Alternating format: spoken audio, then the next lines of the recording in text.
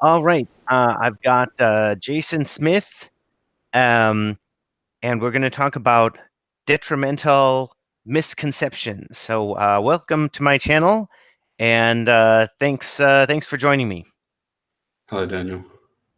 Well, maybe you could talk about some of your experience in Bitcoin um, prior to joining the BSV collective.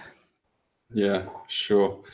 I ran a media company in the city I was living in. I launched it about 2012, and along the way, I tripped over Bitcoin many times. Always had a love for technology and stuff like that, but didn't think too much of it because at one stage Apple banned Bitcoin apps in the phone. And I couldn't see it being a huge success. And anyway, I met a guy in the town I was in who launched his own altcoin, and he wanted some free publicity. So I interviewed him, and he had a coin called Songcoin, which was going to be this revolutionary coin that would go inside a special Spotify-like app where everyone would pay each other. And when I was interviewing him, I was like, why? Why do you need a coin? I couldn't even understand it then. I didn't even know shitcoins were a thing then. But he gave me some Songcoin and assured me it was legit, and everyone was printing their own altcoins at that stage. Basically, you just jump on freelancer.com or something and get some Indian dude to code it up and change the parameters, and you've got an altcoin, and then you just list it on Cryptopia, and away you go. So he was also into Bitcoin as well, and he told me a little bit more about Bitcoin. And anyway, I still didn't really get into Bitcoin that much at that stage, although I signed up for this new site called Stellar that was giving away free tokens of some description, and then I promptly forgot about them. And eventually, I kept researching more and more about Bitcoin, and eventually decided to get into it. And it was shortly before the big 2017 price run up. And I got quite hooked on the whole space and learning more about it. I stopped running my business properly and just consumed everything I could. And anyway, there was I went to actually use Bitcoin to do something. I had my BTC sitting on Coinbase, and I think I was going to donate some money to Andreas Antonopoulos, who I got a lot of mileage out of his videos. And there was this little argument on Twitter about from Roger Ver, if you were just telling Andreas if he just bought it and held onto a few Bitcoins, he'd be rich. And everyone was donating, and I chimed in as well. And I went to withdraw some off Coinbase, and the fees were like $10 or $20 or something to make a $10 donation. And I was like, this is ridiculous. Like, this thing's useless. So I jumped into arguments on Twitter with everyone saying, this is nonsense. We need to raise the block size. Like, you're all idiots. Like, this is so dumb. And I didn't realize everyone had already had this discussion, and Bitcoin Cash everyone had already left who thought that way. And so I had my posts deleted off Reddit. The moderator said, oh, look, this is just boring. You're complaining about the fees. And I was arguing with people like this guy, Adam Back, who you might have heard of, on Twitter. And back and forth I went, and they basically said, look, you're going to have to wait for Lightning. And I wanted to pay my staff. So I got some staff in the Philippines, and I'm like, this is brilliant. I don't have to use Western Union or PayPal or anything like that anymore. I'll send them some Bitcoin, problem solved. But when the fees hit like $50, it was like, you're sending someone about $400 a month, like $50 in fees. The whole thing's a non-starter. This is a useless currency. Anyway, I was assured Lightning would solve everything. So I saw this video of someone paying for some fake coffee on the internet, these Starbucks coffee. It was this instant transaction they did over Lightning, and they posted the video to Twitter, and it went sort of viral in the Bitcoin circle. I was like, all right, well, if that's the future, then I can hang on for 18 months until it's ready, and that'll be fine. So I got more and more into Bitcoin, and I bought, the Bitcoin Standard by Saifedean, and I listened to the Noda podcast, and I became quite anti altcoins, and I understood the doctrine, really, really well, that, Bitcoin's going to rule the world. If you need to use it for payments, Lightning will solve all that. But, just hang on to your Bitcoins because they're going to be worth $1 million each, possibly before the next halving. Excuse me. It was, you're right. And then eventually the Lightning Network became available for the mainnet, and a fellow named Pierre Richard, who I think you've come across before, he put out a bit of software that made it a little bit easier to launch a Lightning node on your computer and a full node at the same time. Anyway, I already had a full node running on my computer because I was a good Bitcoiner, obviously, and it promptly screwed up my full node, and I couldn't find my coins in it anymore, and it was massive headache. But anyway, lots of mucking around. I eventually got Lightning working, and it was great. Like I could send one Satoshi and do things, and it was awesome. Bitcoin was usable. It was fun again. I was like, all right, problem solved. Lightning's, everything else is going to die. Lightning has solved everything. And I sent some Bitcoin to this roulette site someone had set up just for Lightning, and I won more money than I put in, and so I tried to withdraw it, and of course it wouldn't let me because I didn't have a channel opened up back to me. So then I had to jump through all these hoops to pay another service to open a channel to my node with enough liquidity in it so I could withdraw my own coins off this. Yeah, you're laughing there. Yeah. Anyway, so I finally got my money. I was like, all right, that wasn't too hard. Maybe in the future they'll make this a bit easier. And I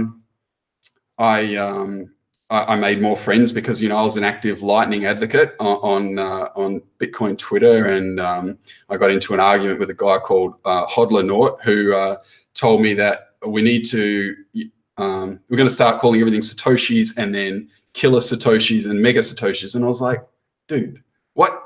No one does that with dollars. Why is anyone going to do that with Satoshis? And it was fun discussing, the future of the world with Lightning. We finally had this hope, and I participated in this Lightning torch thing that was going along. And I've got my photo now immortalized on these Hodler Nort posters, with his support. And it was good. But then after a while, I had more hassle with the Lightning nodes and trying to get money sent back and forth. And I realized that I still couldn't use Lightning for paying my staff because, the way channels work in Lightning, it's only good for bidirectional payments if you're spending it back and forth sort of within that channel. I would have to open a channel every time. So if the fees were still up at $50, which everyone promises me is a good thing for BTC, it's still a non-starter. Plus, I couldn't ask my staff to go through the hassle of setting up a Lightning node, and I just couldn't. I tried to imagine a world where anyone would download any sort of app and then create a channel that they could spend in, and also create another channel where they could receive money.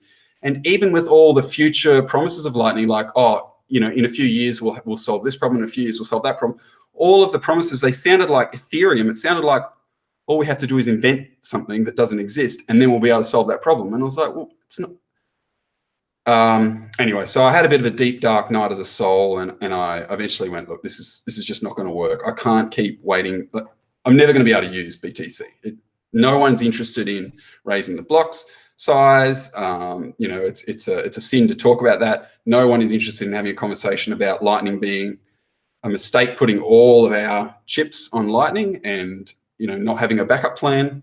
And all the people that were the noisiest ones advocating for Lightning, it seemed, were the ones hoping, or that were the ones that were profiting from having channels set up and whatnot. And I tweeted up my thoughts about the whole process, how I was never going to be able to use it, and also how the only way I could see Lightning working was if it was with custodial apps, which, like, what are we doing here? It just seemed quite pointless. So so I gave up, and then I promptly got lambasted by all these people I had respect for. I had people like Nick Szabo calling me a liar publicly and thinking I was making up that I even had a business or staff. And I'm like, at that point, I actually thought Nick Szabo was Satoshi.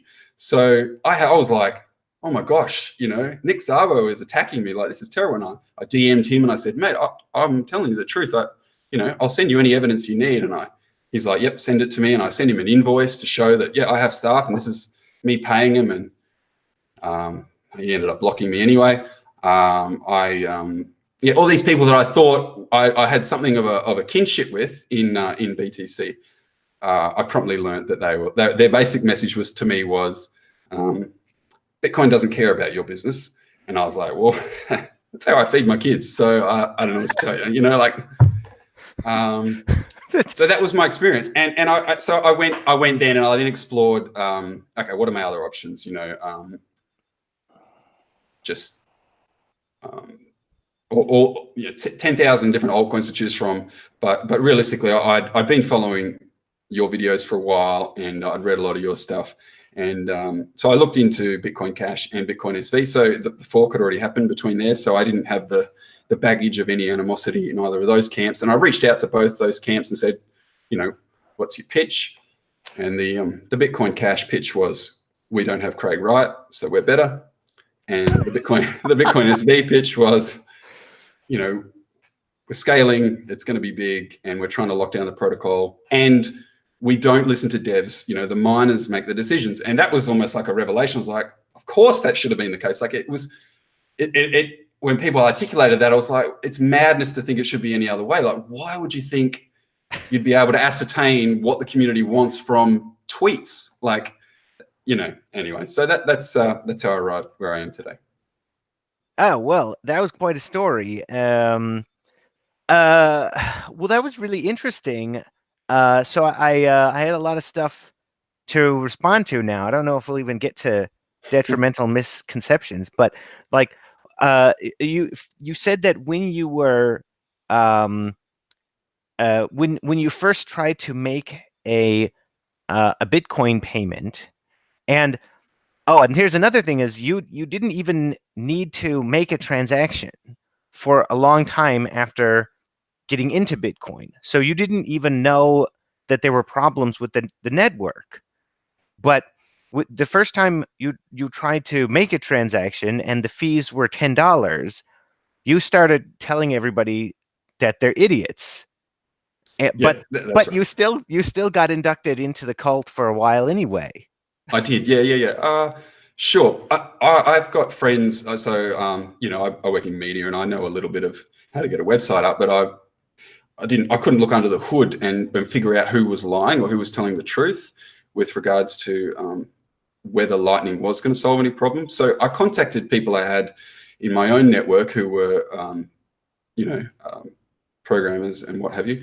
And I tried to say, look, you're into Bitcoin and this whole craze.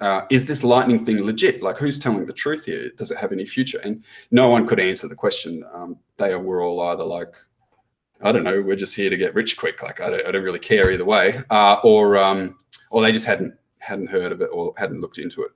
So it was very challenging at that point for me to sort of figure out who was telling the truth with Lightning. So even at that stage, even interviews with people like Roger Ver, he wasn't anti-Lightning. He didn't say Lightning is a joke, people, like it's not going to work. He said, I love Lightning. I hope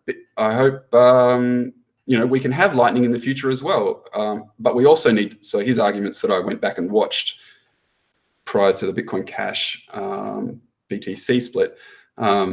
His arguments were, yeah, Lightning's great, let's work on it, but also let's make the blocks bigger. And his argument was spun to me as clearly this guy is only caring about his own interests because he's running these businesses where he's accepting payments in Bitcoin, and that's why he's so desperate to keep the fees low, because it will hurt his business. So he's selfish and he's only thinking of himself. I don't know what to tell you. Yeah. Yeah, and let's see, you had your own full node, and you actually tried to use Lightning, so that was interesting. Because I think many of these, I mean, how many BTC advocates have actually used Lightning? One of the strangest arguments I got when I told people how difficult it was to use Lightning publicly was people were like, no, it's not. It's so simple. You just download this app and you've got Lightning. And I'm like, dude, you've got a custodial app there. You're not even using it. He's like, no, I don't. And I was arguing with these BTC shills. I don't mean to be derogatory. Like these people who are like passionate about BTC and have the little lightning logo in their, Twitter handle. And they didn't even know they've just got a blue wallet or wallet of Satoshi, which is just someone else doing it all in the background for them. And they might as well have just left their coins on Coinbase and transferred using Coinbase like some people do. So it was most peculiar. But Oh yeah, wow, most that's certainly don't. interesting. I mean, the stats for how many nodes or channels are open are all public. There's less than 4,000 active nodes. So yeah, there's not that many people that have got it set up. And the channel number, although the node number is going up a little bit, the channel numbers are going down by a fair amount at the moment. It's on the decline. Oh wow, no, that's interesting. That means it's becoming less connected. Um, Mm. so and when everybody else was calling you an idiot for complaining about fees, none of them ever told you to check out Bitcoin Cash. um, I couldn't remember all the conversations verbatim, but people may have chimed in and said use Litecoin or something like that in the meantime or whatnot. Yeah, What? yeah. Well, I mean, there was a lot of, and that's the thing that was always peculiar to me. Like the prominent voices in Litecoin were also advocating BTC keep the block small and it doesn't matter if the fees go up higher. And I could never understand why Charlie Lee had a voice. Like, I'm like, why are we listening to this guy? Like, this doesn't make any sense. This guy is literally selling the opposite of what. Anyway, Yeah, so it's like Alice in Wonderland in yeah, there. yeah. It was. But when Uh, you're a newcomer, you have to take other. Well, you don't have to, but you're looking for signals to go. All right, who knows what they're talking about? Who's sensible? Who does everyone pay attention to? And I think I was sort of picking between the lesser of evils all the time, though, because so many people had moved on already to other projects. Yeah, and that was interesting what you said about you thought Nick Szabo was Satoshi. that's right. Um, well, I'll just talk about when I met Nick Szabo because he. So first of all, like uh, I think on Wikipedia it said for a while, maybe it still does, that Bitcoin is an implementation of BitGold. So BitGold is what Nick Szabo was trying to invent before Bitcoin, and it's very primitive relative to Bitcoin, and I don't think it ever really would have worked. So, but people got this idea from somewhere that that Bitcoin is sort of well, just as I said, like Bitcoin is an implementation of BitGold, but the way that BitGold uses proof of work is completely different than the way that Bitcoin uses proof of work. And BitGold does not have a fixed supply, um, uh, thus making it useless as money, as far as I'm concerned. But anyway, when I got to meet Nick Szabo in 2015, I think, what I learned is that he was still trying to invent BitGold. And he got into an argument with me about whether we need a fixed supply. So to me, the idea that Nick Szabo is Satoshi is that I mean there that isn't there's no way that that's possible. and I knew that since I talked to him, but um, but so I was interested that you said that you thought he might be Satoshi. Yeah, everyone, I guess, eventually gets to that point where they Google who is Satoshi, and I learned that it's definitely not Craig Wright, and could be Hal Finney, but it's most likely Nick Szabo, and here's all the reasons why. And lots of people believe it, or lots of people point to it without saying it explicitly. And yeah, the Bitgold thing was a big argument. But even, I mean, I heard an interview with Nick not too long ago, and he said it was he likened Bitgold to like Stellar or Ripple, to be honest. But no one ever says that when they're paying homage to him. Oh, that's interesting. Hmm. Um, uh, yeah. Well, okay. So, uh, okay. Detrimental misconceptions. So, Yep. for a long time in Bitcoin, so there have always been people who were in Bitcoin for reasons that I just couldn't understand. And uh, they had all kinds of strange ideas about what's really valuable about Bitcoin. And at first I didn't think that this was dangerous because it just seemed like people just had wacky ideas. Um, and but later on, uh, everybody started acting like they wanted to uh, they wanted to hurt Bitcoin as much as possible, and nothing would convince them that anything they were doing was actually destructive. And that's the degree to which they had been misled um, about the value of Bitcoin. So here you've got a bunch of people who are who are invested in it, and they don't understand that their whole culture is toxic.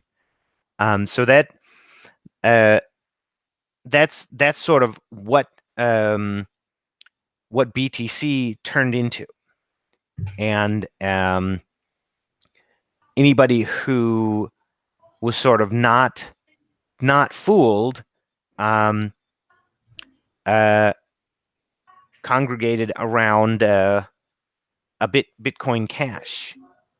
So people just separated, and there were splits in the history. So what you end up with is the BTC group has nobody left with common sense or with any idea about what's really valuable. It's so bizarre. Um, but um, so I think my first misconception, my first detrimental misconception is about uh, the value of money. So uh, the value of money is always about future productivity that is denominated in this money, or available um, for this form of money. So you mean Uh, like productivity that someone is willing to perform in exchange for yeah, that yeah. particular So currency? right. Right. So goods or services, because you have to produce the good and then sell that. Or we could be talking about somebody with a job who's um, operating uh, operating a machine or something. Then uh, the the value of the money is what is going to be available for that money in the future. Um, and Well, if you, I mean, it's so hard for me to talk about this because how can there be this whole group of people in BTC who will do anything but think about future productivity? It Right. So it seems, they don't join the dots then with if no one is ever willing to accept this as payment for anything, why is it going to maintain its desirability? yeah. Right. Um, What but about their argument where they go, well, have you ever spent gold? Gold is valuable. well, yeah, but gold physically exists. That's a good It's point. physically scarce. Yep.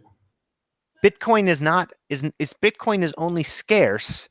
It's only it's only something that has a genuine opportunity cost if other people believe that it's worth something because it's a pure idea.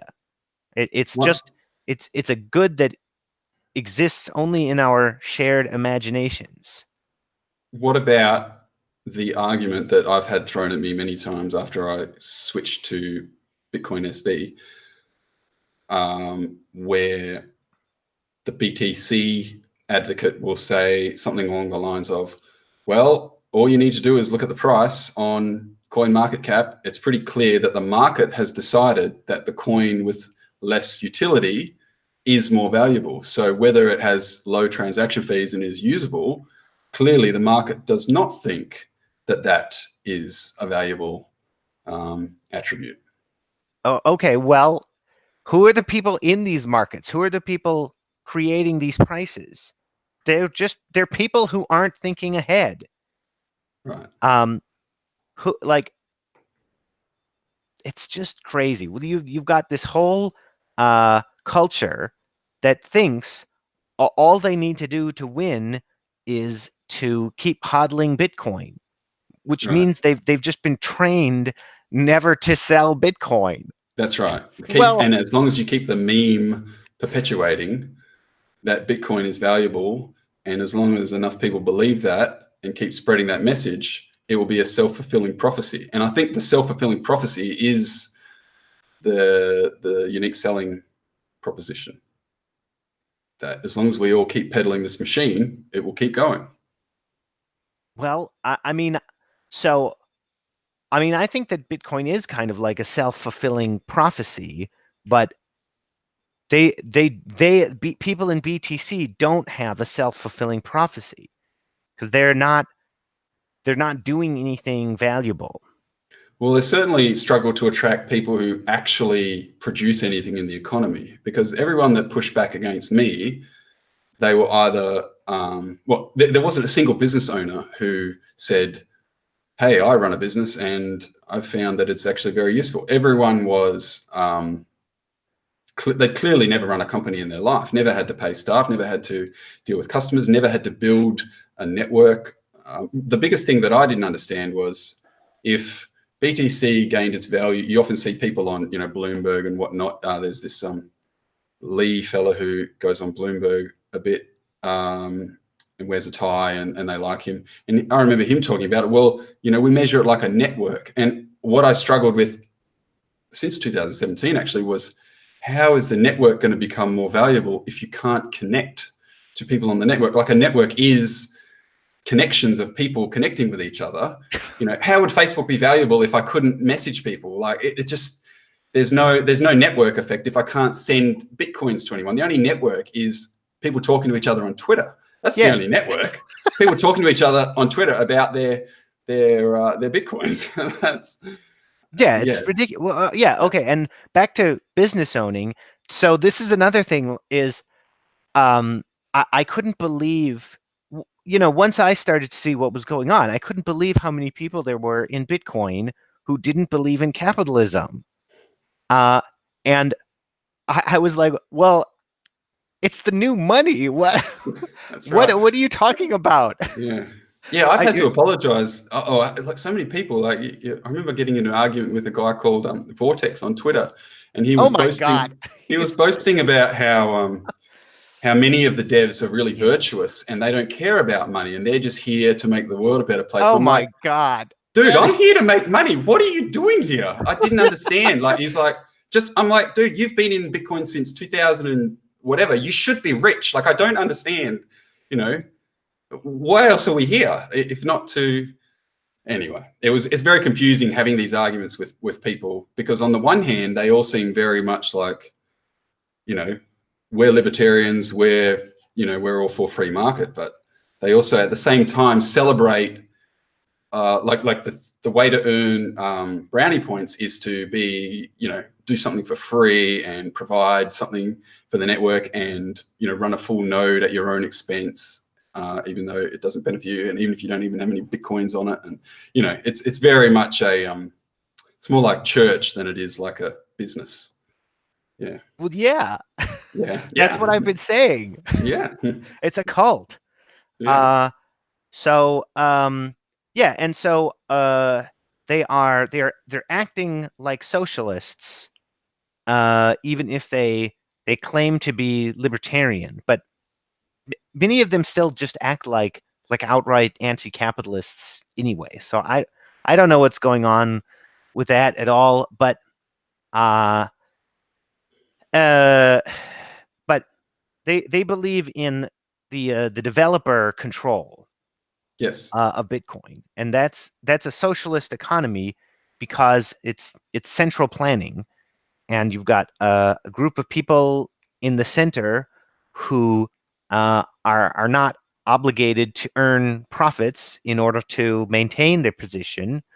They're just there whether you like it or not, and all all of the big decisions have to go through them, which means that there's continual disruption in productivity. Hmm. So that's why there's not. I mean, if you've got socialist coin, there can't be a lot of future productivity in it. So Yeah. that was something that surprised me quite a bit, is people not seeing the connection between central planning and future productivity. Okay, so my next uh, detrimental misconception is altcoins, and Yeah. to me, this is another amazing one, because anyone who thinks that there should be altcoins doesn't doesn't get what money is. It's I mean, why is it better if you have to use lots of different monies in order to get whatever you want? I mean, why? I mean, doesn't it seem clearly this should be better if everybody has the same money? If we've got one money in the world and everybody uses that as money, then everybody is connected through trade. Much better than if there's more than one form of money. Um, but if you've got um, if you think that it is okay to be continuously creating new altcoins, what you're saying that's not the better situation. That it's better to have lots of monies going on at once. But is that anything like anybody's ordinary experience with money? No, it's not. Even sending money overseas is a pain today, because um, what I have to pay my staff fluctuates month to month, because their pay is denominated in a foreign currency. So it doesn't add. It adds friction, if nothing else. It certainly doesn't make life easier. But um, the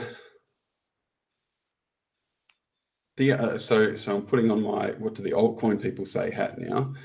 One is that, well, that's nice in theory that we should have one money, but it didn't happen. Like clearly, there's 1,000, 2,000 coins that are being traded and swapped around every day. So while it might be fine to say it would be better if we all had one, clearly there are going to be people that are like, well, I personally am going to get richer if I can convince enough people that a second coin with a little bit of a different feature is good. So those people are always going to exist, and they're always going to peel off, a portion of other people who go, hey, maybe I'll also get rich quick if I put some of my Bitcoins into this Litecoin for a moment. So is that something that is just Well, human no, nature and we're going to live with it? you're not doing a very good job playing devil's advocate, because that's just admitting that the only point of altcoins is to get rich quick. 100%. Yes. Yeah, So, yeah, yeah.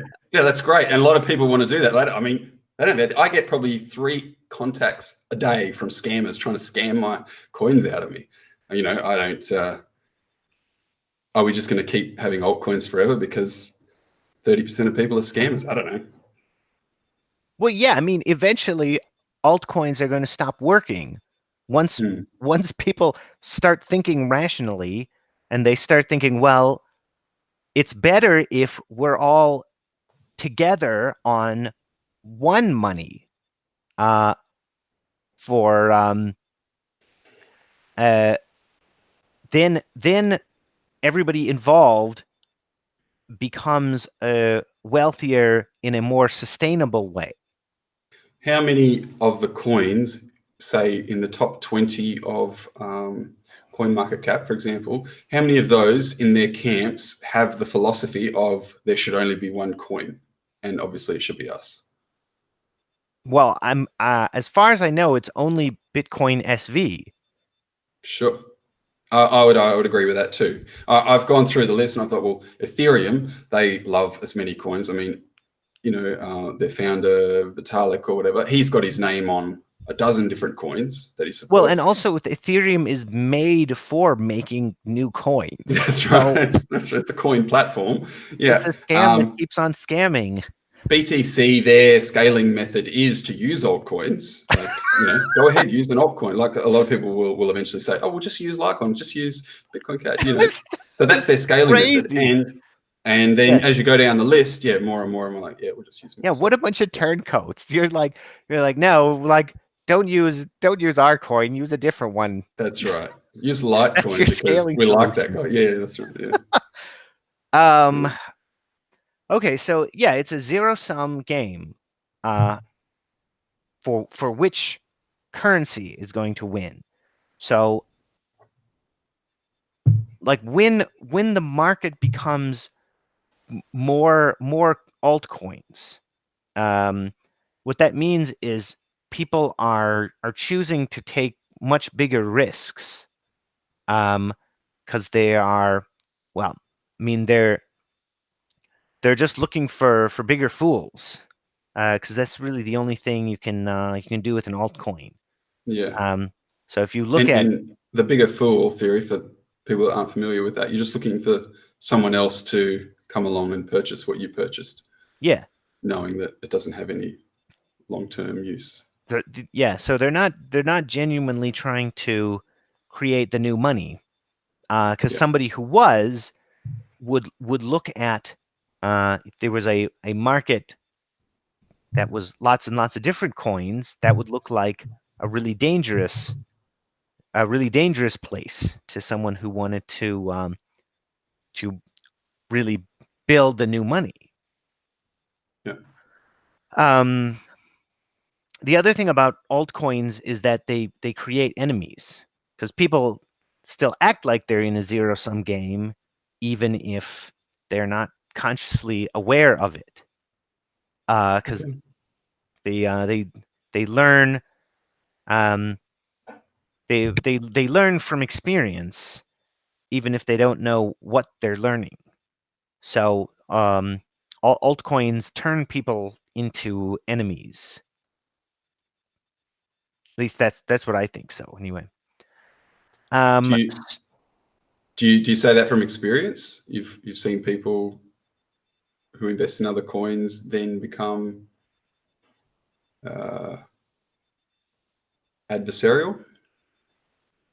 Well, I would say that you can compare the toxicity of the rest of the market versus BSV, because these are people who are all working together to create the new money, Yep. and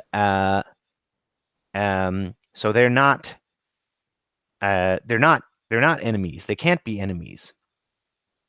Yep. Uh, but they have to treat the rest of the market as enemies. So everybody else says that BSV is toxic because of the way uh, the way BSV people talk to them. But Right. Yep. in order to create the new money, the altcoins have to be done away with. So they're enemies, and they don't have to be if they had been thinking a little bit better about um, future productivity, they wouldn't have wanted altcoins. This is another thing that's crazy about this is how all of these people could be rich beyond their wildest dreams if they if they were to just do something that made sense. But instead, uh, they just want to look for the greater fool. Uh, I mean, everything that's going on in Bitcoin is just just absolutely bizarre. Um, and all because people aren't thinking enough about future productivity. That's how that's how I see the problem anyway. So okay, so let's talk about rule changes because uh, this is something that has really confused people. So Yep. because the value is based on future productivity, um, it, it it it doesn't really make any sense to say that the the nature of the coin is determined by the ticker symbol. Because what we've had happen in Yep. Bitcoin is we've had groups try to take it over, and what they've done, this happened twice so far. What they've done is they always want the ticker symbol, uh, Yes. because I mean most of the people, uh, anyone who thinks that the ticker symbol determines what Bitcoin uh, is a greater fool. So they try to manipulate the market by grabbing the ticker symbol, and then it's like they have everybody who believes that the ticker symbol is what matters, Yep. rather than the network. Um, Right. The network, when you define network, you mean everyone who owns UTXOs in that particular chain? Is that what you mean by network? uh, well, uh, well, yes, and the computer network as well. Right. Um, so um, well, so this idea of the mandala network is um, is is really helpful because you've got a series of small world networks in layers, right? Yep. And so the innermost layer is the miners, and um, then uh, there is an outer layer uh, of SPV computers. But Yep. you can think of the people who are the the people who are using these computers as being another layer, Okay. because they're all going to be connected with one another in different ways, not necessarily over the Bitcoin P2P system, but their connections are also part of the value, because like the way that we're talking right now, that's a way of exchanging information. So that's a way of um, creating future productivity, uh, um, as people who watch this learn more, right? So uh, so yes, the network, and there's a bunch of different things that entails. Each version can be a different layer in the mandala. Uh, so and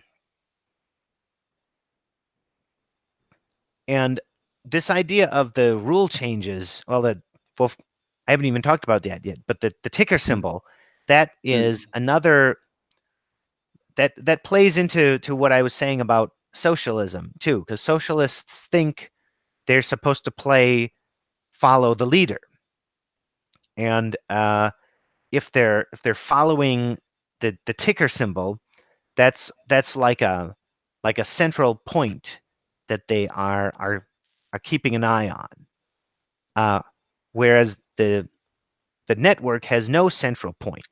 There's many different entities that are trying to find the center. In other words, maximize centrality. But there's no designated central point in Bitcoin. So Right. there's nothing uh, um, there's nothing you can easily there isn't something like a ticker symbol that can tell you what Bitcoin is. And this is also why rule changes are detrimental in Bitcoin. Yeah. The Because BTC. Actually, no, I'll let you finish. Go on. well, because you have to communicate to people what the correct rules are. So this is an avenue for creating confusion, so that people don't know enough about the network. So what's happened with BTC and BCH is that each um, the central planners each introduced really extensive rule changes to Bitcoin that changed a lot about the way it works. And yet, um, most of the people involved, the people following the ticker symbol, they're not even trying to use the network. Just as you were saying, how you were just interacting with Bitcoin through exchanges at first, and you didn't try to put some on your own wallet uh, for a while. You didn't try to make a transaction. Um, so they think that Bitcoin is a ticker symbol, and they don't know how it works uh, behind the scenes. And also, well, they don't know the difference between Bitcoin and the Lightning Network, uh, because if you know how Bitcoin works, you know that the Lightning Network doesn't work, because the Lightning Network isn't a genuine solution to the Byzantine generals problem. So it's always going to be something where you have to keep inventing something else in order to make it keep working. This is also a characteristic of central planning. So if you insist that things need to be centrally planned, you're always just creating more problems for yourself forever. Yeah, I think one of the latest solutions for solving some of the lightning problems is literally something called watchtowers. They're not even masking what it is anymore. They're calling them watchtowers. Yeah. Yeah, it's like, wait, what? Yeah, that's a little bit creepy. Yeah. Yeah. Um, But so okay, so but the BTC camp, see, this isn't something that I is a new thought for me, because the BTC camp have always preached, we're the ones that didn't change the protocol. We only soft fork. You guys hard forked. Therefore, you, that is to say, at the time Bitcoin Cash and now Bitcoin SV, you guys hard forked away from us. We just did a backwards compatible soft fork. Segregated witness is totally opt-in. All our other changes that we plan, Schnorr and Taproot and Graftroot, they will all be soft forks. And by not changing the block size, we have kept the pure holy chain, and everyone else, everyone else are the, dirty Protestants or whatever. So that's the argument that yeah, that's the argument yeah. that BTC use, definitely. What bunch of liars? I can't. Whatever. No, like the. This is crazy. Um,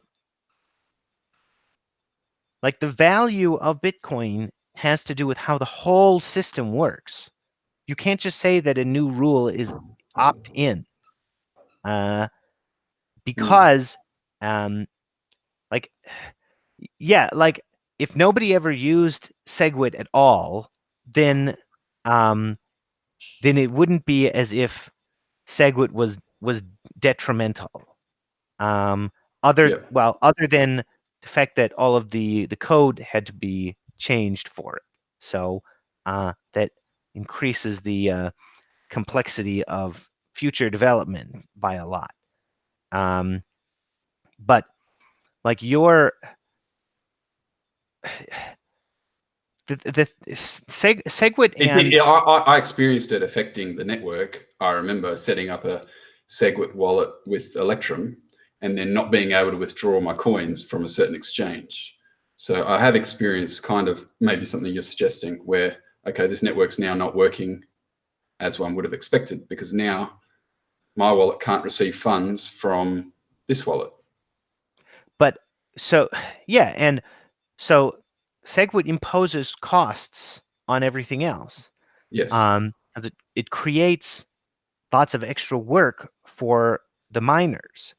And um, if the if the central planners think that they're above miners and they can they can order the miners to do whatever they want effectively, that Yes. affects the value for everybody. Even if I were to never use SegWit, if um, you know the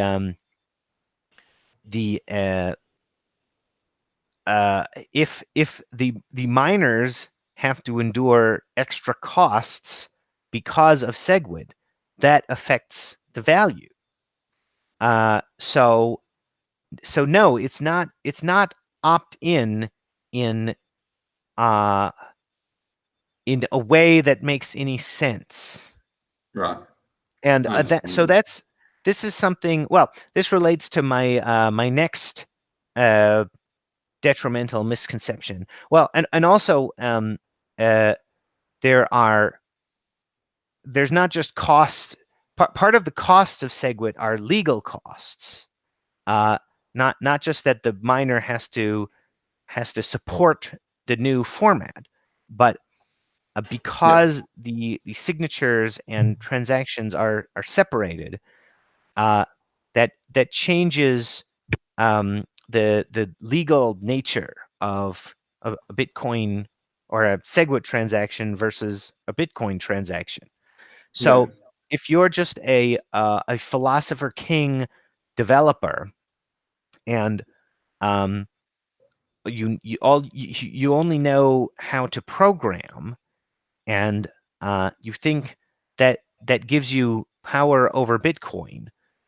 You know, um, there are always going to be uh, unforeseen costs of central planning that the central planners won't be aware of, because Yeah. they just believe in their own omniscience, no matter how blinded they really are. I think they also perceive, and I've heard it even articulated like this, that they perceive miners to be basically hired help. In fact, I would say Bitcoin SV is the only coin I can think of where the miners are considered something other than, security guards that stand outside that you pay. Do you know what I mean? Like, Yeah, we are the true, users of the network. We're the true value proposition or decision makers, and we just hire these security guards and park them around our castle called miners. And if they don't want to do it, we'll hire someone else. Like it's um, that's essentially the perception. In fact, there was a really nice guy who contacted me after I shared my thoughts publicly on Twitter about Lightning and BTC, and he was advocating for Ethereum, but he'd been very anti-Lightning for a long time, not because he'd experienced it, because he was technical and he understood it right from the beginning. And at the beginning, he was like, "This will never work. It's ridiculous." And he suggested I look into Ethereum, but his argument was they listen to the community, and it was still, miners are still pretty much worthless. Like, hopefully we'll get rid of them soon, and go to proof of stake. But yeah, it was. I haven't come across another crypto coin that perceives miners as investors in the network. And I've noticed, if people in BSV know this well, but it might be a revelation to those who aren't, who might watch this video. But I think this is the reason there are actual really cool apps on BSV. Like, I was blown away that a token that hadn't been out 5 months had better apps and more exciting projects than BTC had. And I put it down to the fact that the miners were putting their money back into developing products that were good, that users would want to use. yeah. And, Well, and seeing the developers chime in and go, also, we're choosing this coin because they're not constantly moving the goalposts. yeah. Well, that's just capitalism. That's that's cooperation by profit seeking. That Yeah, Yeah. So if you don't you shouldn't bet against capitalism. But most of these most of the people in Bitcoin now seem like they would rather bet on the Soviet Union. yeah, yeah. That's right. So your third item was rule changes. The detrimental misconception being that rule changes don't hurt, I guess. Yeah. So leading into my next one is anonymity, and So number four. that's similar to SegWit because, well, now they're doing Schnorr signatures Yeah, on BTC, which uh, allows for anonymizing transactions. So that's right. um, So it allows for multi-signature transactions, basically for it to appear like there's only one signature. So you can't tell if many parties had to sign or just one. Is that right? yeah, yeah, Yeah. And another selling pitch for it is that it takes up less block space for multi-sig transactions. And so it's also a cost saving. yeah. But Yeah. yeah, so they're yeah, they're misleading people about what it is useful for. Right. Um, so uh, Bitcoin, well, an important um, progenitor movement to Bitcoin was the cypherpunks, and a lot of the citations in the white paper are to cypherpunk publications, because um, this was the group that had prior work in um, trying to create computer networks that implemented money. Um, but um, the cypherpunks had some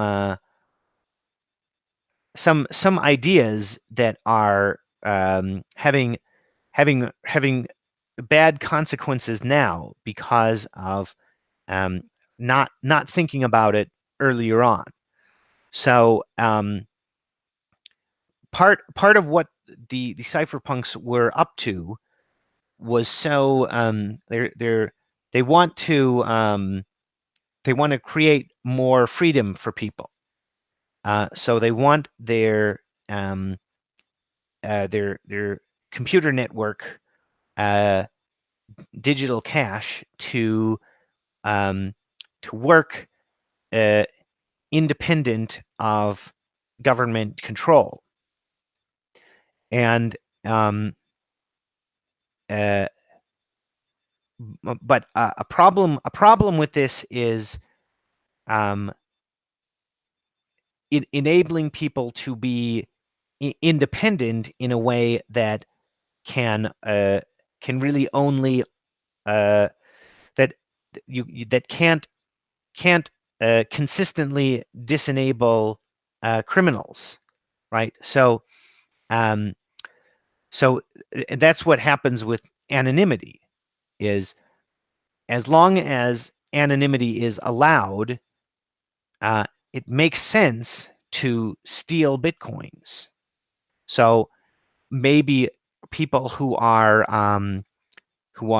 enabling anonymity think that they're creating more freedom for people, but they're actually creating a society where uh, it's it's a good idea to steal bitcoins. Whereas if everything is traceable, then it's really a bad idea to steal bitcoins. And what you get out of that is much better than than the alternative. So anonymity may seem like like more advanced technology, but it actually makes things a lot worse.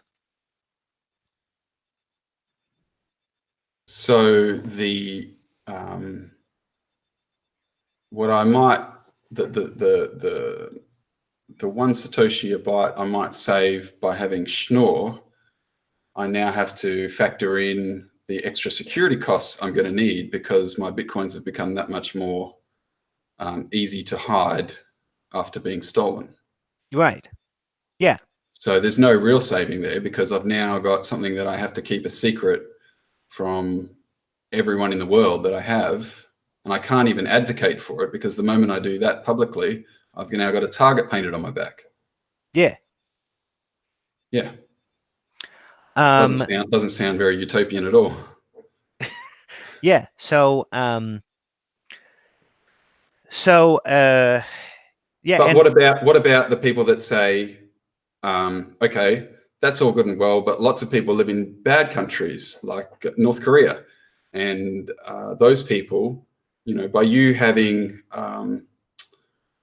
anonymity destroying features or traceability, corrupt governments can now track those people and stop them from being able to buy food for their children. well, I mean, I don't think it makes sense to imagine that um, uh, an anonymous coin could actually be valuable. Not if you think long term enough, because uh, because it's better for thieves. So Right, to me, that should mean that it shouldn't be worth anything. So right, even if you had it, North Koreans couldn't use it to buy food for their children. right. So it's I a mean, moot point because, maybe they could yeah, at first before people really understood what what had been unleashed. You know what I mean? But yeah. Yeah. Yeah, I follow. I haven't. I don't know. I didn't mention it earlier, but yeah, I study. I'm doing a law degree as well, and watching the disconnect between. I'm not an advocate for the legal system. I'm not standing here as an evangelist for it, but watching the disconnect in some of the cryptocurrency communities and the real world, I guess the system of law and courts, it seems odd to me how many people think their coin will be able to maintain value in a world where anyone holding it is, automatically a target by governments.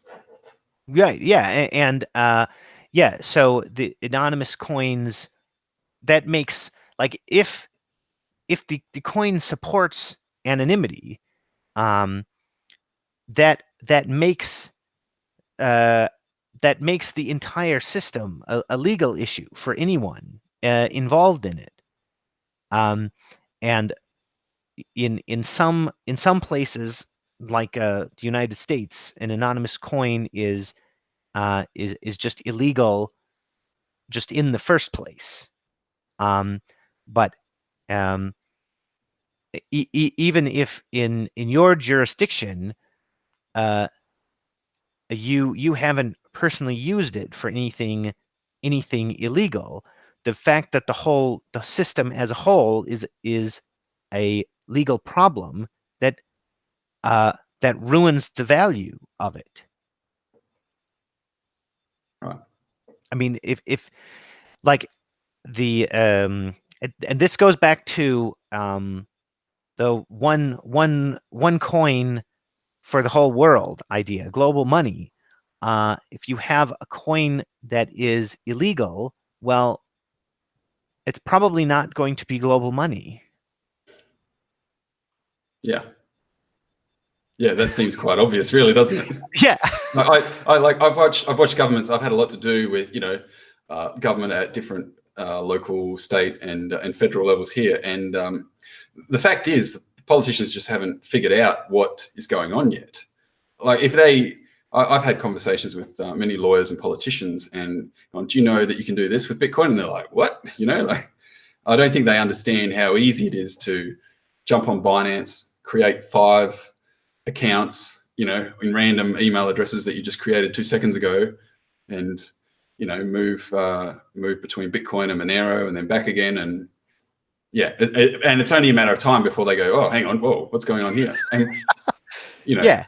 yeah. Uh, It's like this is clearly the gig will be up very soon. People watching Shapeshift bring in KYC stuff. I don't think people realize just how unestablished BTC is yet. It is not the incumbent, in the room that can just do whatever it wants now. Like, it is still very. I can't remember who mentioned it. Might have been Craig Wright, but the Liberty Reserve and whatnot. They were around for longer than what Bitcoin has been around for, and they were eventually shut down. yeah. So I don't understand the mentality of we can do anything we want. Well, I do understand it, because I think the devs who are making these changes don't have any skin in the game. So Yeah. if Bitcoin were shut down for them, they wouldn't lose $100 million.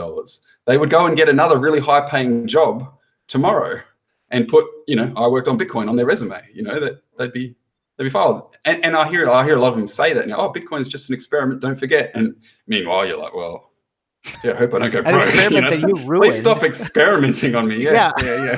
Yeah. So Okay, so my last misconception is proof of work, because we've got a lot of proof of stake coins. Well, well, we were just talking about how they think the developers think the miners are a nuisance, and they think that they're like security guards. I like that. That was funny. Yeah, and they think the miners are malicious. Like they tell people that they need to build in all of this stuff into Bitcoin in order to prevent evil miners from doing nefarious things. But the economics of proof of work means that of anybody, the miners have the biggest reason to promote the health of the network, because they must uh, expend energy first and then make it back. Um, and if the network isn't healthy, then um, then they're not going to be able to make up their lost energy. So they always have to they have to lose definitely in order to mine, and they only gain in the end if uh, if everything works. Everything about the network works, not just their own position in it, but if it is a healthy network that uh, people want to use, right?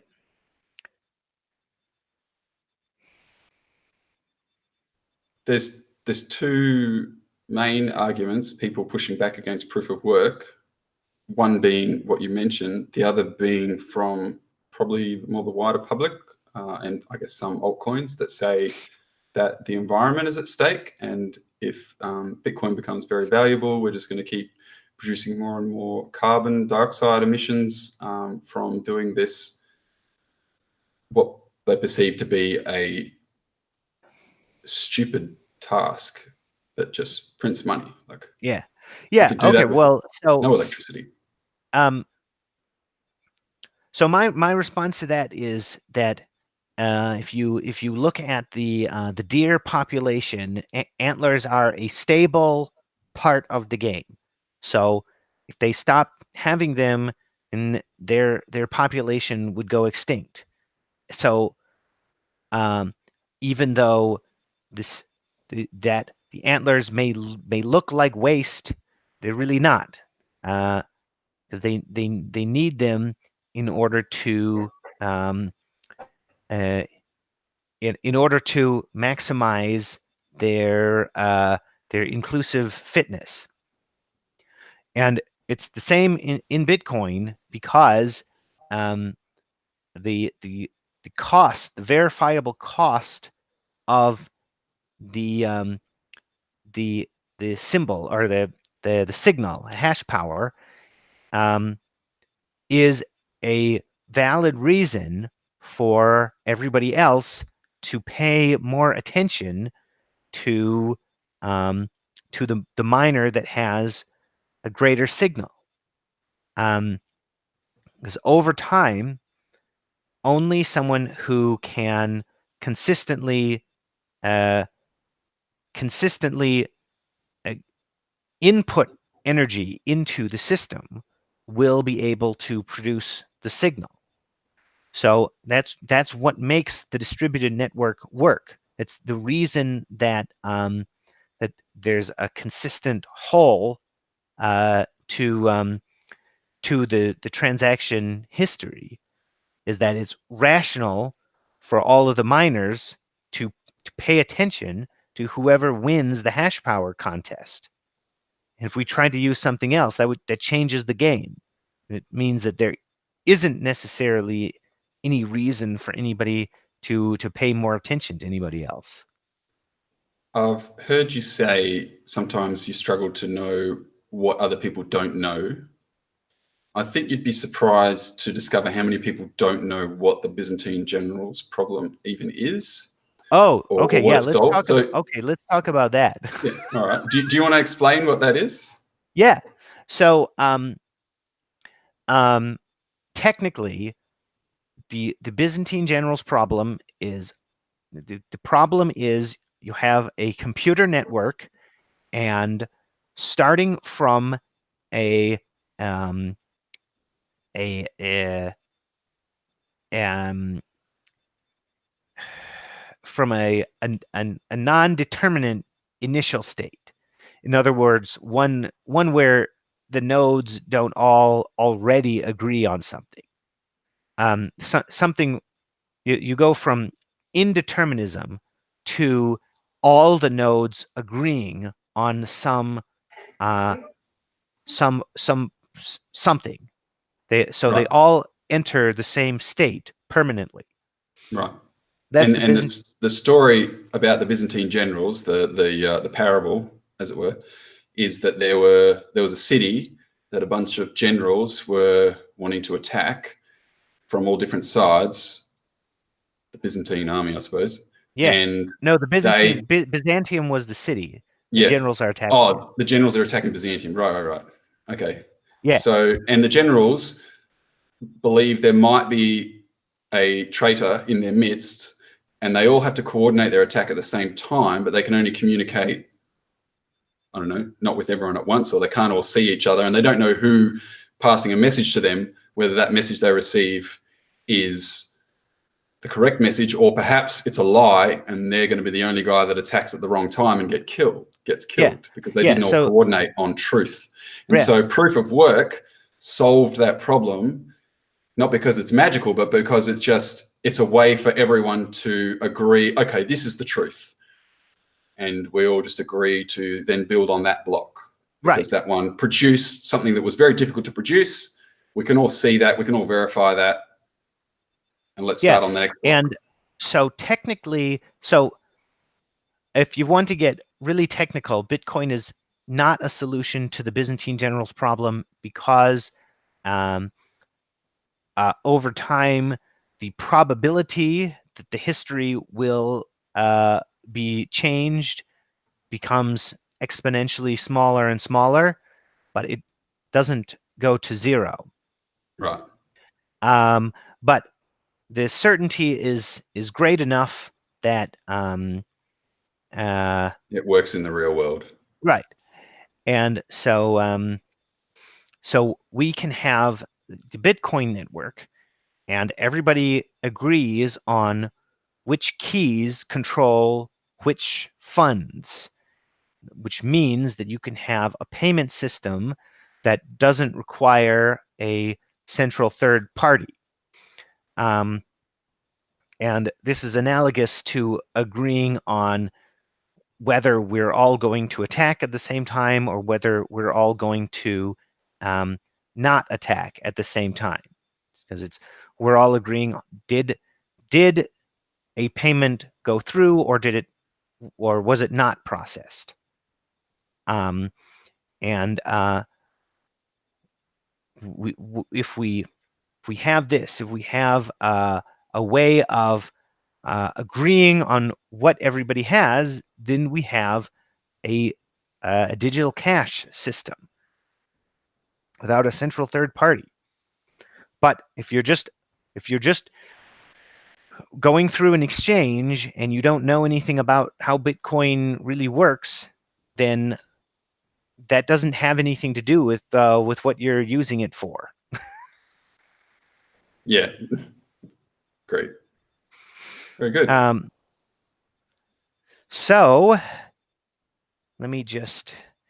So I also would like to recommend the book The Handicap Principle by Zahavi, if you want to learn more about that idea in general in nature.